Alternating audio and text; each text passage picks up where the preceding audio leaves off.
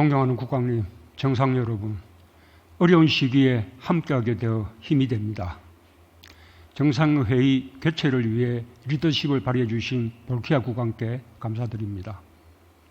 세계는 지금 국경을 초월한 협력만이 코로나 기후변화와 같은 전 지구적 과제를 해결하고 지속가능 발전을 이룰 수 있다는 것을 실감하고 있습니다.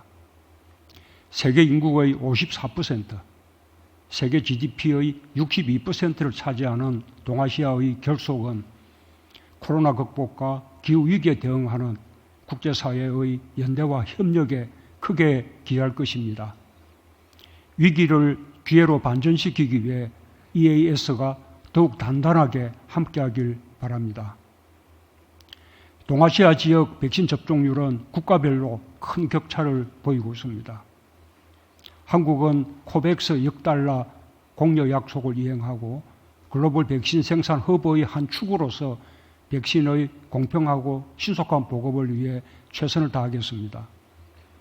일부 백신 부족 국가들에 대한 백신 지원도 시작했습니다. 더 나은 회복을 위해 사회 안정과 경제 활력을 빠르게 되찾아야 합니다. 오늘 우리는 정신건강 협력에 관한 성명과 관광 회복을 통한 경제 성장 성명을 채택하고 보건과 경제 협력을 더욱 강화하기로 뜻을 모았습니다. 한국도 적극 협력하겠습니다. 글로벌 공급망을 회복시켜 국가 간 회복 속도의 격차도 줄여야 합니다. 시장 개방을 유지하고 WTO 다자무역 체제를 복원하는 데 회원국 간 협력이 매우 중요합니다. 한 아세안 FTA, RCEP 등 다양한 자유무역 협정을 기반으로 한국도 공급망 회복에 적극 협력하겠습니다. 한국은 오늘 채택되는 지속가능한 회복 성명에 공동제안국으로 참여했습니다.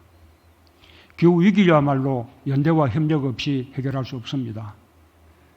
저탄소 경제전환을 향한 회원국들의 의지가 더욱 결집될 수 있기를 기대합니다. 한국은 그린 뉴딜을 통해 저탄소 경제로 전환 중이며 다음 주 개최되는 COP26에서 2030 NDC 상향을 발표합니다. 기후 분야 ODA 확대, 그린 뉴딜 펀드 신탁기금 신설을 통해 역내 탄소 중립과 에너지 전환에 기여하겠습니다.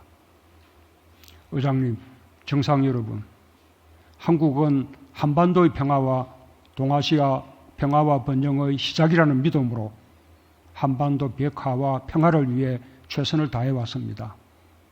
세 번의 남북 정상회담과 역사적인 북미 정상회담 등 한반도 평화 프로세스를 전진시켰던 원동력은 대화와 협력의 정신이었습니다. 제가 지난 유엔 총회에서 제안한 종전선언은 대화의 문을 열고 한반도와 아시아, 나아가 세계 평화로 가는 중요한 출발점이 될 것입니다. EAS의 변함없는 지지와 성원을 부탁드립니다. 한국은 미얀마의 안정과 민주주의 회복을 희망합니다. 한국은 지난 9월 미얀마 국민의 코로나 극복을 돕기 위해 아하 센터를 통한 100만 달러 지원을 포함하여 총 300만 달러 규모의 인도적 지원을 결정하였습니다. 미얀마 관련 아세안 특사 활동도 적극 지지할 것입니다. 한국은 남중국해에서 항행과 상공비행의 자유가 보장되고 대화를 통해 분쟁이 평화적으로 해결되길 바랍니다. 또한 홍콩의 일국양제하 안정과 발전이 매우 중요하다고 생각합니다.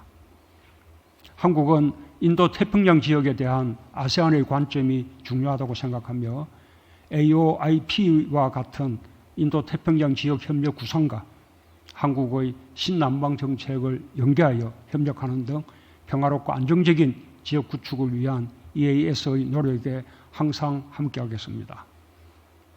세계는 지금 국가를 넘어 지구촌 전체가 하나의 삶의 공간으로 연결되고 있습니다. 코로나는 인류의 삶에 큰 위기를 가져왔지만 동시에 우리가 얼마나 긴밀하게 연결되어 있는지를 알려주었습니다. 지금의 위기는 서로를 포용하며 협력할 때 극복할 수 있습니다. 동아시아가 평화와 공동 번영을 이루고 전 세계에 제시할 수 있는 연대와 협력의 나침반이 되길 기대합니다. 감사합니다.